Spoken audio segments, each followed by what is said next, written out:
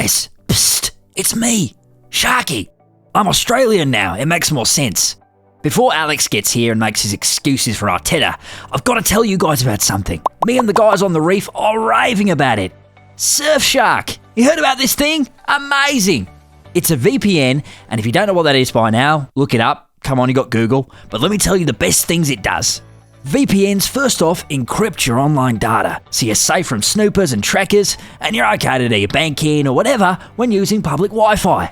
Second, you know when it says not available in your country? Well, now you're all bonza. Surfshark has servers in loads of countries, over 100, so you can always get the content you want and content from other countries. You don't get price discrimination anymore, it blocks ads, you can get it on unlimited devices, and you get a 30-day money-back guarantee. Everyone under the water has a VPN to protect us from the dangers on the reef. So why don't you? Go to surfshark.com/TDK for an extra 4 months of Surfshark at an unbeatable price. The link's in the description. Sharky, what are you doing? Oh, gotta go. He's back. Guys, download Surfshark now. And stay out. Sorry about him. Welcome back to... Thanks for coming in today. You've been referred to me as having Mikel and Arsenal ruining your weekend-itis. It's a very serious condition. I'm very sorry. Let's see what we can do. I want to start our session with some hopeful context before we get onto some constructive criticism later on. I know I've never critiqued the club before and I'm toxically positive, but for the first time ever in the history of The Different Knock, I'm going to critique the club. The Different Knock is the reason Ødegaard missed those chances against Everton, and I will do better. Arsenal aren't in a crisis, but right now, we know we're not at our best. Some people think the league's over, and that's fine. But just personally, I will maintain what I've said all along, which is that until we get to February or March time, I'm not going to make any the league's over claims when there's so much football left to play, and Liverpool have started to drop points. That's just my position, and I suspect the position of the non-vocal majority. And that's especially true when we consider how mad this league is at the moment. Because I can definitely get stuck in the Arsenal bubble. But are we looking around? Are we seeing what's happening? Chelsea, who we spanked 5-0 about 6 minutes ago and looked like relegation fodder, are second. Nottingham Forest, who nearly went down last year, are currently qualifying for the Champions League. Man City have won 1 in 11 under the greatest manager of all time, in my opinion. Unai's super team, who are title challengers apparently and better than us obviously, have fallen away. Ditto Tottenham, who had the best window of all time. Remember, mate. Fulham, Brentford and AFC Bournemouth, who I used to go see play Rushden and Diamonds at the bottom of League 2 with my granddad, are pushing for Europe. Manchester United are in the bottom half, and we've had 4 sackings in about 4 or 5 weeks. If you want to call this league in December with 66 points to play for, be my guest. But personally, I just can't. This is possibly a whole video for another day, but I think partly what we're doing is we're thinking about previous seasons of the Premier League where City just dominate from about now until May and assume that this league will follow that basic shape, just with Liverpool this time, and I absolutely don't see that happening. We actually are still able to get 96 points, and I think this will go right to the wire. Also, when I look at our position in the Cups and the Champions League, there's so much to play for.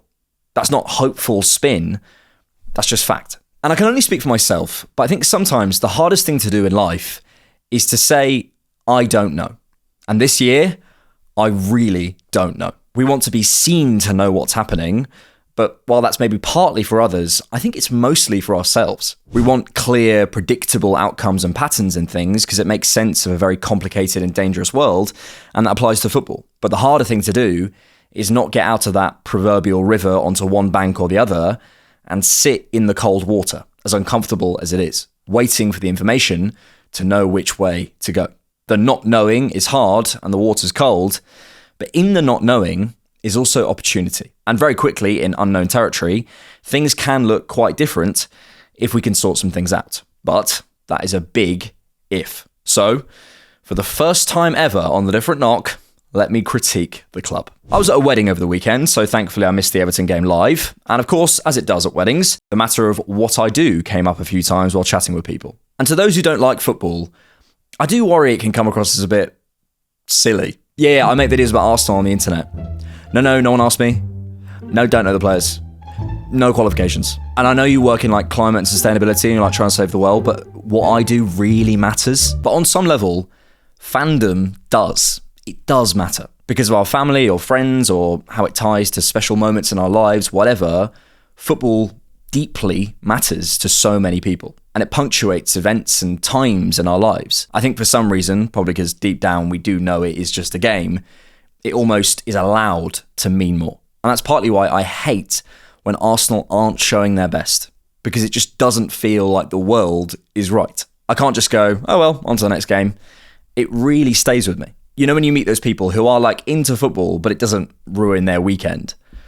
I'm so jealous. And it feels even more frustrating when it feels like there's things that we can control and the margins are so agonizingly, painfully thin. Before in the season, we had the refs to blame for drop points or injuries, but now it feels like we're turning and blaming ourselves. And to continue the analogy, on certain things, I do now have a bank that I sit on and I'm out of the water, dripping wet, shaking my head at the club. Post Fulham, that was the moment for me I decided we needed to do something serious about the transitional element of the team. I proposed 2 major tactical flaws in our last video, where I think everything else stems from, and one of them was this. Before, I still had a toe in the water thinking, oh, maybe we can get by if we just tweak a few things. Maybe we just don't need that in this team.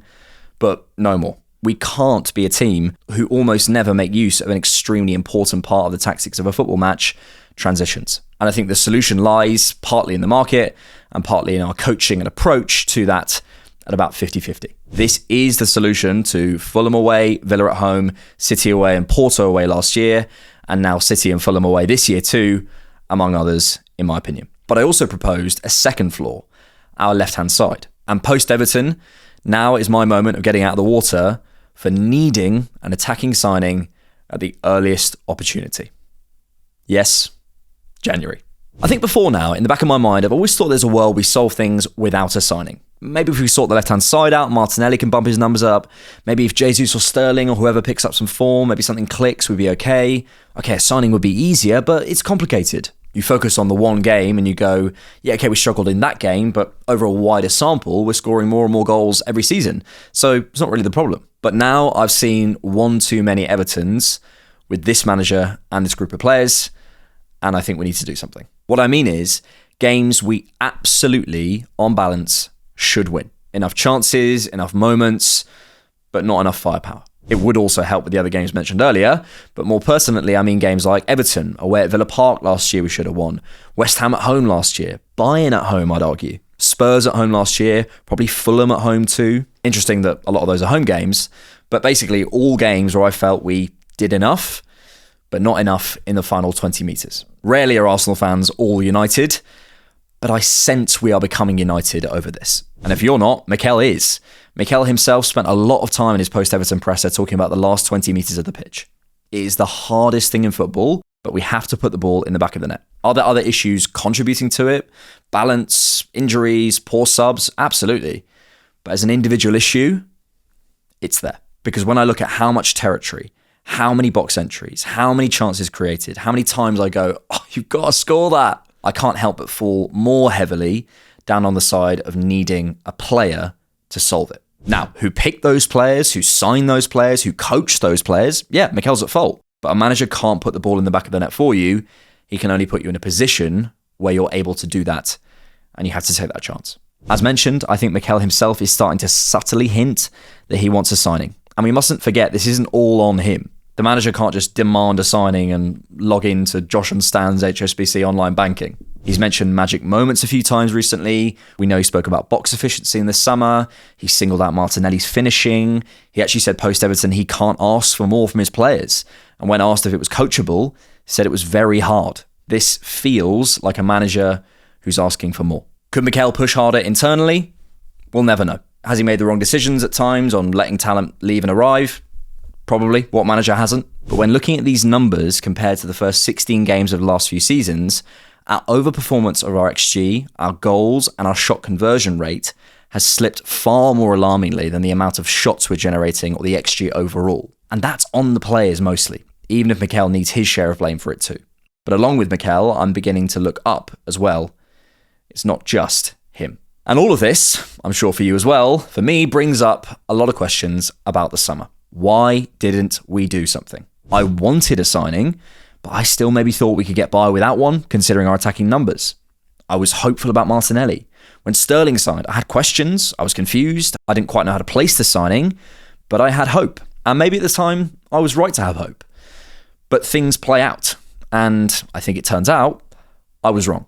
No one knows how the future is going to play out, but I think it was wrong basically accepting that we weren't going to sign a proper forward in the summer.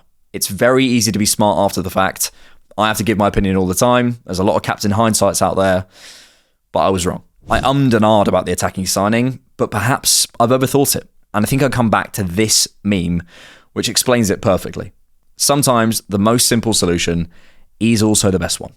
Occam's razor and all that. Let's not overthink it. Let's just do it. Now, there are going to be those of you out there who would say it's going to be hard in January. We're going to overpay. Absolutely. And I want to come to that because I've been on that side. Let me explain. But anything worth doing is hard. And if you agree we have the need, then that kind of answers the second bit. How we do it, to an extent, from the position we're in, shouldn't massively be our concern. We pay a recruitment team to know every relevant player in the world and be in touch to know about the situation and to be able to move quickly if a need arises and a need has arisen. We pay our season tickets, we pay for Sky, we pay for whatever, and we can all see the need. There is very, very rarely such thing as the perfect signing that fits wages, timing, player, profile, culture, and everything. There's always going to be concerns. If you need to buy a house, but the perfect one isn't available, you don't just stay on the street. You go and buy one that maybe isn't perfect. You keep an eye on the neighbours, you keep an eye on the market, and you try your best to renovate the house that you do have. I fully hear, and please don't think I'm ignorant to, the concerns that we might get it wrong. And we might. But I think over the last few years, we put ourselves in a brilliant position to maybe make a mistake. And mistakes aren't terminal. I think we've already made one with Sterling, and the world keeps on turning, and there's another football match. We are Arsenal, one of the most exciting projects in world football. We should have the pick of the bunch. If we don't trust our recruitment team to find the right player when we have a need, then when do we? Who's going to City right now with the charges hanging over them? Do Liverpool need an attacker? Probably only Madrid or Barca could pull a player over us right now. We're in a brilliant position with PSR. And you can sell players. We're incredibly loyal and stable. The only player that Arteta's sold after 1 year is Willian. I'm not sure that's a good thing. Could this be complicated by not having a full-time sporting director? Maybe, but you hear fantastic things about our interim sporting director, Jason Ito, and perhaps it's an opportunity for him to show us what he's made of. We might overpay, we might get it wrong, but we have a need, a clear need, and I think we need to try and fulfill it. To not do something, sorry to bring up another analogy, is like being in a desert and refusing to pay a premium to the only water seller for 300 miles, or refusing to even look for water because it's not going to be an oasis full of Evian bottled water. We're not at Bear Grylls drinking our own urine stage, but we need to address it. Who we sign, I want to come to that in future videos, and that's down to the market. Just quickly, as I said in my last video, I think if we can sign someone on the left, that might be the quickest way to solve a lot of our problems, but it does depend. Antoine Semenyo is looking more and more like a player that could be suitable. I really like Šeško. Isak is interesting. How we do it is a big question, of course, but anything worth doing is complicated. It's tough.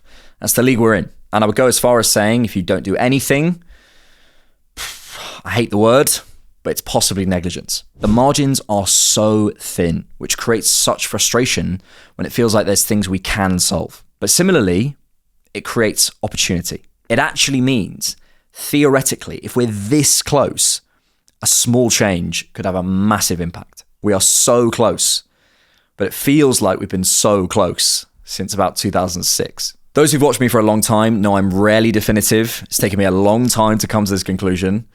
I've thought about it a lot. But there you go. That concludes our therapy session. Hope that was helpful. Stay positive, keep exercising, eat well, meditate and all that. But now is the time to show how good we are, Arsenal, and act when the time is right. If you like The Different Knock, you can support us on Patreon monthly, or you can buy us a coffee.